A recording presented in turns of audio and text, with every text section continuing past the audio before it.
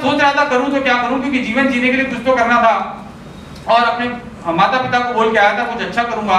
तो गवर्नमेंट की जॉब मुझे मिली तो उसको मैंने ले लिया, लेकिन मेरे को मिला हर्बल लाइफ नामक एक कंपनी और मैंने उस कंपनी को ज्वाइन किया, क्योंकि मैंने ऐसी एक सेमिनार देखी थी और वहाँ सेमिनार के अंदर कुछ लोग ऐसे थे जो चप्पल में आए थे, बोलना ठीक से आता नहीं था, कोई पर्सनैलिटी नहीं थी, उनको हिंदी बोलना नहीं आया, अंग्रेजी बोलना नहीं आया, तेलुगु में टूटी फूटी भाषा में अपना बोल रहे थे। और एक बंदा आता है महेंद्र और कहता है कि साहब अब मेरा चेक 61,000 का।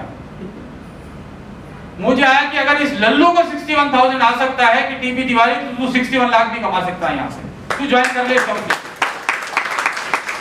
तो मैंने देखा कि एक आदमी जो है वो चल नहीं पा रहा है, यूं करके आया है 2 लाख रुपए का चेक। एक आदमी आया है, उसने माइक ही रख दिया। क्यों रख दिया? क्योंकि बोल नहीं सकता।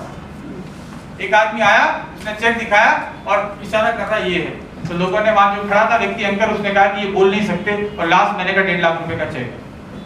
साला गूंगा आदमी कर सकता है, आप बोलोगे कैसे कर सकता है? अरे भैया वो सारे दिन पॉम्पलेट बांटता था, लोग फोन करते थे ऑफिस में उसके अपलाइन को, लोग प्रोडक्ट लेके जाते थे तो प्रोडक्ट बोल रहे थे ना, प्रोडक्ट के रिजल्ट बोल रहे थे, उसके डाउनलाइन बोल रहे थे। नेटवर्क मार्केटिंग का सबसे अच्छा तरीका ये है। मुझे जापानीज नहीं आती, जापानी आदमी को नेटवर्क मार्केटिंग में रिक्रूट कर दूंगा, वो बोलेगा। मुझे बिहारी नहीं आती, मैंने आपको रिक्रूट कर दिया, आप बोलेंगे। आपको नहीं आती, आप पंजाब में कर दो, पंजाबी बोलेगा। आप उड़ीसा में किसी को रिक्रूट कर दो, आप बंगाल में कर दो, कहीं कर दो, या पाकिस्तान में कर दो, कौन मना कर रहा है? आप कहोगे अगर भारत सरकार परमिशन देगी तो वहां भी लॉन्च कर देंगे, उसमें क्या दिक्कत है? तो मुझे समझ में आया कि यार ये तरीका सबसे बढ़िया है, सीखने और सिखाने का बिजनेस है, प्रोडक्ट खाने और खिलाने का बिजनेस है। मैंने साहब को ज्वाइन कर लिया और मेरे को इतना मजा आने लगा। मेहनत करने में मुझे हमेशा मजा आता है। मुझे अगर आप लोगों की हिम्मत अगर हो तो मैं रात में 2 बजे तक ऐसे ही बोलते रह सकता हूँ, ना मैं चाय पीऊंगा, ना खाना खाऊंगा, ना यहाँ से हटूंगा। तो मेरा हमेशा स्थिति ये रहती है।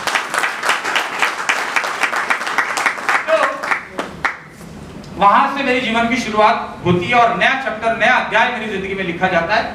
मैंने जम के मेहनत करी, भाग भाग के लोगों से मिला, सारे दिन पंपलेट बांटता था, कई बार पैर में छाले पड़ जाते। हालांकि मेरी मजबूरी नहीं थी, समझने की कोशिश करो दोस्तों। मेरे को सरकार तकरीबन 50,000 रुपए देती थी, गाड़ी मेरे को मिली हुई थी, ड्राइवर मेरे को मिला हुआ था, सारी सुविधाएं मेरे पास थी। और आप समझे ईयर 99 में 50,000 रुपए से आदमी का जीवन ठीक से चल सकता था भाई। और बैचलर आदमी था, मेरे को गधे 1 रुपया भेजना मेरे पिताजी को जरूरत नहीं थी, मेरे से पैसा कोई मांगता नहीं था। अब यहाँ क्या होता है कि किसी व्यक्ति को प्रॉब्लम है, ये माइंडसेट का प्रॉब्लम है। किसी व्यक्ति को 50,000 रुपए कोई कमा रहा है, अपने आप को तो समझता है हम तो बहुत सेटिस्फाइड। अच्छा भैया कितने करोड़ का बंगला खरीदा? अरे वो EMI चल रही है 20,000 रुपए में। तो भैया 50,000 रुपए लेके क्या जिंदगी में क्या उखाड़ने वाला, क्या 50,000 में क्या होता है? 50 लोगों के घर के अंदर कुत्ते हैं 10-10 लाख के, जिनको महीने का 50,000 रुपए का खाना खिलाना पड़ता है। मेरे यहाँ तो एक बिल्ली है, मैंने कहा 18,000 रुपए की मेंटेनेंस है ना, 18,000 रुपए के आसपास का खाना खाती है और महीने में 2 बार उसको पार्लर पे ले जाते हैं, 4,700 रुपए देने पड़ते हैं उसको नहलाने के, बाल काटने के, शैम्पू करने के, नाखून काटने के। तो बिल्ली और कुत्तों के ऊपर इतना खर्च हो रहा है, तो इंसान 50,000 में तो बिल्कुल भी गलतफहमी मत रहना कि अच्छी जिंदगी हो सकती है। सच बोल रहा हूँ, बुरा मत मानिएगा, इसका जिंदगी की हकीकत है भाई। ये आईना देखना जरूरी है। हम लोग गलतफहमी में पहले बैठे हैं, हम कुछ काम नहीं करना चाहते कि मेरे पास बहुत पैसे हैं, खाक पैसे हैं। पहले आज दुनिया के अंदर करोड़ से नीचे बात नहीं होती है। आज दुनिया घूमना जाना चाहते हैं, सबकी इच्छा होती है ना। yes. आप में से अगर किसी को मौका मिले कि आपको अमेरिका जाने का टिकट मिल जाए तो कौन नहीं जाना चाहता? कोई बंदा ऐसा नहीं जाना चाहता? अमेरिका नहीं जाना चाहे, कहीं भी और अपनी पसंद की जगह जाना चाहे। अरे क्यों नहीं जाते?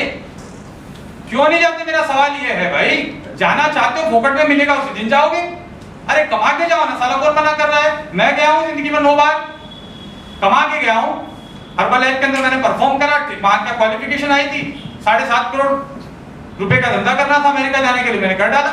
मैं गया, जिंदगी में 7 स्टार होटल में रुका नहीं था, रुका। जिंदगी के अंदर कभी बिजनेस क्लास में बैठा नहीं था। आपको मालूम है बिजनेस क्लास और इकोनॉमी क्लास में क्या फर्क होता है? यहां से दुबई का अमेरिका छोड़ो, अमेरिका तो बहुत ज्यादा है।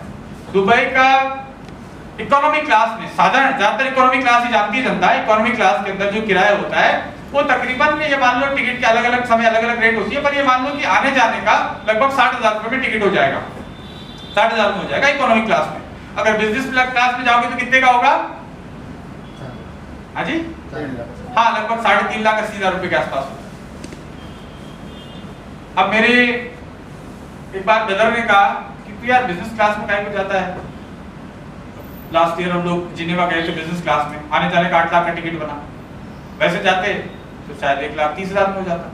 1,30,000 8 लाख में अंतर है ना, जाना उसी फ्लाइट में है ना। तो ऐसे पैर फैलाने को जगह मिलती है, आप अकेले बैठे रहते हो, इतनी जगह होती है, ठीक है। और आपको फील आता है, वो फीलिंग का पैसा है, वो फीलिंग का पैसा है। अरे थोड़ा काम ही तो करना पड़ेगा भाई, काम ही तो करना पड़ेगा, फीलिंग लो ना, कौन मना कर रहा है। तो मेरा एटीट्यूड ऐसा है। तो मैंने हर्बलाइफ किया और तकरीबन 17 लाख रुपए के पेआउट पे मैं पहुंच गया। कितने? लगभग 3 साल के समय। आप भी 3 साल में पहुंच सकते हैं। मेरे पास जो प्रोडक्ट थे उस समय, उससे मैं आपको अश्योर कर सकता हूं, आपको बिल्कुल कॉन्फिडेंस के साथ बोल सकता हूं कि उस समय जो मेरे पास प्रोडक्ट थे उससे कम 1000-2000 गुना बेहतर प्रोडक्ट आज हमारे पास है, उससे 1000 गुना प्लान हमारे पास बेहतर है। उस कंपनी का मैनेजिंग डायरेक्टर को हमने देखा ही नहीं था, क्योंकि वो हमने ज्वाइन किया उससे पहले उनकी डेथ हो चुकी थी। हमने कंपनी का अप्लायंस को देखा था, जो लीडर्स हैं, और वो लीडर जो हमसे महीने 2 महीने में एक बार मिला करते थे। बाकी कुछ हमने जो सीखा हमने खुद करके सीखा। तो तब ऐसी स्थिति में 17 लाख का हो सकता है। यहाँ कंपनी का मैनेजिंग डायरेक्टर भी जिंदा है, आपके सामने खड़ा है, आपकी सारी प्रॉब्लम्स सॉल्व करने को खड़ा है। हमारे लीडर तैयार खड़े हैं, हमारा ऑफिस जयपुर में पास में, कोई बहुत दूर नहीं है, और हम तो कहते हैं सबको बुलाने को तैयार है, आइए अपने विजिट करिए। हाँ, अपने खर्चे पे आना है, हाँ मेरी बारात नहीं है उधर, आपको अपने खर्चे पे आइए, वहां आइए, आपको हम वहां रुकवाएंगे, आपको फैक्ट्री घुमाएंगे, वो सब कुछ वहां आने के बाद सारा कुछ हम देखेंगे। जो चाहिए, जो जिसको इच्छा है फैक्ट्री देखने की, कभी भी आ जाइए।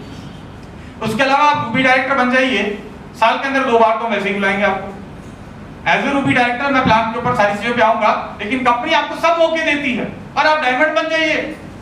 साल में 2 बार तो जयपुर आप वीआईपी की तरह आएंगे। इसके अलावा हम आपको जो है साल में 1 बार 2 बार इंडिया से बाहर भी ले जाएंगे। अभी हम लोग गोवा लेके जा रहे हैं, अगली बार कहीं और लेके जाएंगे, वो सारी फैसिलिटी है। तो खैर ऐसे करके मैंने नेटवर्क मार्केटिंग करी, लेकिन मेरे को एक बंदा मिल गया, राजीव दीक्षित। कितने लोग जानते हैं राजीव भाई दीक्षित? ऑलमोस्ट सभी जानते हैं, कुछ लोग नहीं जानते, प्लीज जानिएगा यार। इस बंदे ने इतना काम किया, उसके बारे में जानना जरूरी है। हमारे देश को यार बिना पैसों के इतना कुछ दे गया। खैर, तो राजीव भाई दीक्षित मिलने के बाद मैंने सारे अपने हथियार रख दिए, कहने का मतलब अपने आप को सरेंडर कर दिया, क्योंकि उनके सामने मेरा ज्ञान 0 था। उनकी जो भलाई करने की जो इच्छा थी, उनके सामने मैं 0 था। उस समय मेरा ध्यान सिर्फ पैसे कमाने के ऊपर था। मुझे ये ध्यान, ये चीजें जो आज मैं बोल रहा हूँ कि हमारे देश के लिए, दुनिया के लिए कुछ करना है, वो इतने विचार मेरे इतने स्ट्रॉन्ग नहीं थे। मैं किसी का बुरा तो नहीं करना चाहता था, लेकिन मेरे को ये नहीं पता था कि एक्चुअली मैं जो मैं कर रहा हूँ, ये हर्बल सप्लीमेंट के नाम पे मैं सोयाबीन के डब्बे लोगों को खिला रहा हूँ, जो 130-40 रुपए का डब्बा मैं लोगों को 2000 में बेच रहा हूँ, ये सब चीजें मुझे नहीं मालूम थी। उनसे मिला तो उन्होंने आके खोल दी कि भैया ये तुम्हारे डब्बे के अंदर सिर्फ सोयाबीन का आटा है, 2-4 चीजें तुमने मिला रखी, इतना महंगा लोगों को खिला रहे हो।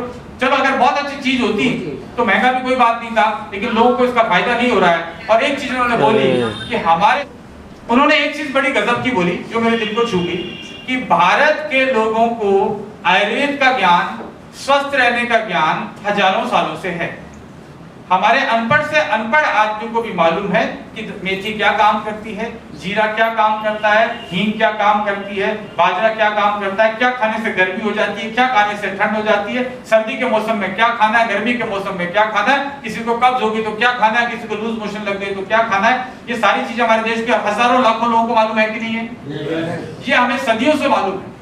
तो उन्होंने कहा तिवारी जी ये सारी चीजें हमारे देश के लोगों को मालूम है, और आज हम लोग इतने बेवकूफ है कि हमारा देश का किसान जो जड़ी बूटियों को उगा रहा है, इन जड़ी बूटियों को जो उगा सकता है, जिनसे ये सारी बीमारियां ठीक हो सकती है, वो तो आत्महत्या करता है, वो भीख मांगता है, उसको सरकार से मदद मांगनी पड़ती है, उसको सब्सिडी मांगनी पड़ती है, हाथ जोड़ने पड़ते हैं, धरने देने पड़ते हैं, तब जाके सरकार उनकी कुछ बात सुनती है। और वही किसान का बच्चा, वही किसान का रिश्तेदार जो शहरों में पढ़ रहा है, उसको जब बीमारी होती है तो अपने बाप से, अपने चाचा से उगाई हुई जड़ी बूटी नहीं मांगता है, और वो अंग्रेजों को कहता है कि हमारी मदद करो, यानी कि डॉक्टरों को कहता है। अंग्रेजी डॉक्टर सारे अंग्रेजी है, वो अंग्रेजों की संतान है, क्योंकि वही पढ़े हुए, अब वो हमारे देश के नहीं रहे, उनकी शिक्षा अलग हो चुकी है, समझ गए? तो वो वहां जो अमेरिकन फार्माकोपिया में जो लिखा है, अमेरिकन मेडिकल काउंसिल जो चीजें डिसाइड करती है वही चीजें यहाँ पढ़ाई जा रही है। और अमेरिकन फार्मा जो काउंसिल है और जो फार्मा इंडस्ट्री है वो भयंकर पैसे वाली है, अरबों खरबों रुपए वो छापती है रोज के, और वो जो लिखवाती है वही इनके सिलेबस में लिखा जाता है। वो जो वहां बैठ के लिखवाते हैं कि भैया क्या पढ़ाना है वही उनको पढ़ाया जाता है, और वही हमारे डॉक्टर तोते की जैसे रट्टी रटाई भाषा बोलते हैं कि डायबिटीज कभी ठीक नहीं होती है, किडनी कभी ठीक नहीं होती है, अस्थमा ठीक नहीं होगा, इन्हेलर सारी जिंदगी करना पड़ेगा। अरे उसी डॉक्टर से पूछो कि तेरे बाप के और दादा के अस्थमा हुआ था तो क्या उसने जिंदगी भर इन्हेलर लिया था क्या? पूछना चाहिए ना कि डॉक्टर साहब आपके दादाजी के दादाजी को कभी अस्थमा हुआ था क्या? बोला नहीं, तो साला मुझे क्यों हो गया? वो क्या खाते थे मुझे वो बताओ ना। नहीं बताएगा, राइट? क्योंकि इन्होंने वो किताबें पढ़ ली और उन किताबों में कहीं नहीं लिखा कि हल्दी क्या काम करती है और दूसरा क्या काम करता है, गिलोय क्या काम करता है, अपमार, गुड़मार, नीम, गिलोय, इन सब के बारे में कुछ नहीं पढ़ा उन्होंने। ना विटामिन के बारे में पढ़ा, ना प्रोटीन के बारे में पढ़ा।